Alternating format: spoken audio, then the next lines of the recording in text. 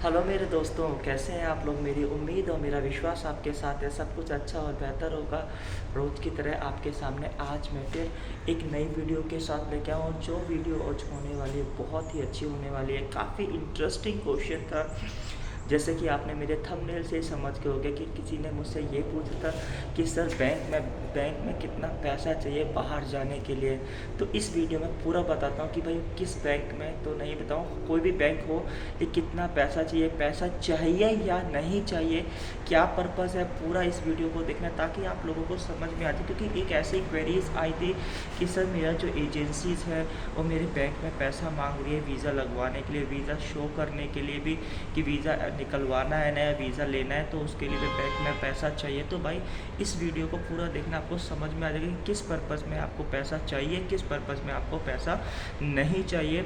और आपका जो एम है जो विदेश में जाने का, चाहे पढ़ाई है, टूरिस्ट है, काम है, बिजनेस है, तो अगर जिसमें से भी इनमें से एक भी पर्पज़ पर आप जा रहे हो तो आपको पैसा कितना शो करना पड़ सकता है, कंट्री टू कंट्री पूरा देखना। और मेरी आपसे छोटी सी रिक्वेस्ट है, अगर आप इस चैनल पर नए आए हैं, पहली बार देख रहे हैं, तो भाई like share subscribe press the all का बटन ज़रूर दबा देना ताकि फ्यूचर में नोटिफिकेशन आपको मिलती रहे। तो लेट्स स्टार्ट। सबसे पहले कहते हैं भाई बैंक बैलेंस।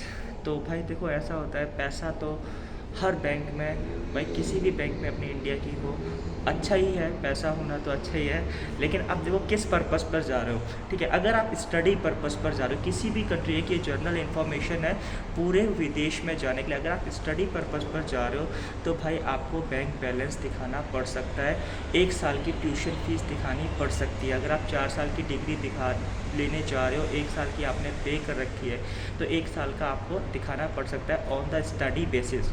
ठीक है, अगर आप स्टडी बेसिस पर किसी भी कंट्री में जा रहे हो तो आपको बैंक में पैसा शो करना पड़ सकता है बिफोर 6 मंथ्स। 6 महीने पुराने फंड शो करने पड़ते हैं। किसी कंट्री के लिए 1 महीने का चल जाता है, लेकिन कुछ कंट्रीज़ में 6 महीने का वो आप कंट्री टू कंट्री डिफर करता है। दूसरा टॉपिक करते हैं कि अगर आप बिज़नेस के पर्पज़ पर जा रहे हो तो श्योर आपको पैसा दिखाना पड़ेगा भाई, सोर्स ऑफ इनकम दिखानी पड़ेगी। ठीक है, कि आपके पास ये पैसा आया कहाँ से, आपका क्या है। क्योंकि कुछ लोग ऐसे दूसरी कंट्री में बिज़नेस के लिए जाते हैं, तो भाई आपको शो करना पड़ सकता है source of income and bank balance. उसमें जो बैंक बैलेंस है भाई 6 महीने का नहीं, मोर देन 1 ईयर 2 ईयर्स का आपका चाहिए। तीसरे नंबर पर मैं आपको बात बताता हूँ कि अगर आप टूरिस्ट वीज़ा पर जा रहे हो तो भाई आपको बैंक बैलेंस चाहिए या नहीं चाहिए। देखो, टूरिस्ट वीज़ा पर किसी भी कंट्री में अप्लाई करने के लिए जितने महीने के लिए आप जा रहे हो, एग्जांपल के तौर पे अगर आप सिंगापुर में 1 महीने के लिए आ रहे हो तो आपको मिनिमम जो यहाँ का बैंक बैलेंस है आपको इंडियन रुपीज़ के हिसाब से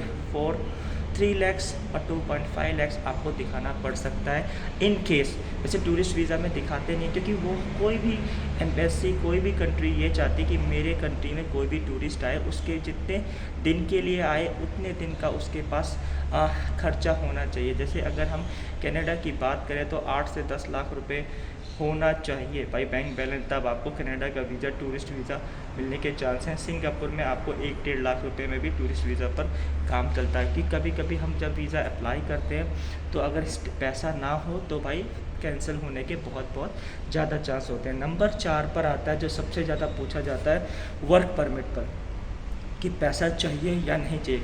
तो भाई एक छोटी सी कॉमन चीज़ सी बात है, वर्क परमिट आप अप्लाई कर रहे हो किसी भी कंट्री के लिए, आपको बैंक बैलेंस नहीं चाहिए भाई। ठीक है, ये 100% श्योर है। यार एक कॉमन सी बात है कि यार काफ़ी लोग कहते हैं, एक मेरे से सवाल आया था उसी के ऊपर मैं वीडियो थी, उसमें कहता है कि सर मेरा वर्क परमिट चल रहा है, उसने बैंक बैलेंस मांगा है। तो बताता हूँ भाई, कोई भी अगर सिंगापुर का वर्क परमिट अप्लाई कर रहे हो, मैं अपने खुद की बात कर रहा हूँ, कोई बैंक बैलेंस नहीं चाहिए था भाई। ठीक है, और वो पेपर लगता ही नहीं। बैंक बैलेंस क्यों चाहिए यार, वर्क परमिट पर आप आ रहे हो किसी कंट्री में, आपको क्यों मांगे, आप तो काम करने के लिए जा रहे हो, कोई एम्प्लॉयर आपको रेडी करने हायर कर रहा है भाई, वो तो आपको हाँ थोड़ा बहुत पैसा तो अपनी सेफ्टी के लिए रख सकते हैं, लेकिन बैंक बैलेंस का रिकॉर्ड दिखाने की कोई ज़रूरत नहीं है बिल्कुल ही। मेरे हिसाब से तो उसमें कोई जरूरत नहीं है। मैंने जहाँ तक एक्सपीरियंस है, मैं खुद बता रहा हूँ, मेरे पास अभी भी जब मैं इंडिया से आया था सिंगापुर में, बैंक का कोई इन्फॉर्मेशन एजेंट ने नहीं मांगी थी और ना ही आगे मांगने वाला है कोई वर्क परमिट पे। अगर आपका कनाडा का भी वर्क परमिट है तो भी आपका बैंक बैलेंस कनाडा एम्बेसी से कोई रिलेशन नहीं है उसका, ठीक है। हाँ, tourist visa, study visa, business visa, इसमें आपका बैंक के डॉक्यूमेंटेशन बहुत एंड सोर्स ऑफ इनकम बहुत इंपॉर्टेंट है, ठीक है। लेकिन वर्क परमिट के लिए आपको कोई बोले इनकम टैक्स ITNR दिखाओ, बैंक की इंफॉर्मेशन चाहिए, भाई ये सब कोई फंडा नहीं है उसमें। वर्क परमिट के लिए कोई बैंक की इन्फॉर्मेशन नहीं चाहिए, क्योंकि आप तो काम करने जा रहे हो। जब आप काम करने जा रहे हो तो आपको ऑलरेडी आपको वहाँ हर महीने सैलरी मिलेगी, तो आपका बैंक बैलेंस की क्या ज़रूरत है, बैंक स्टेटमेंट दिखाने की क्या ज़रूरत है एम्बेसी को। कोई डॉक्यूमेंटेशन रिलेटेड है नहीं वर्क परमिट से ऊपर। आई होप्स आपको समझ में आ गई। ये वीडियो अच्छी लगी तो लाइक शेयर सब्सक्राइब और इसी तरह से प्यार बनाए रखो। Thank you for watching this video.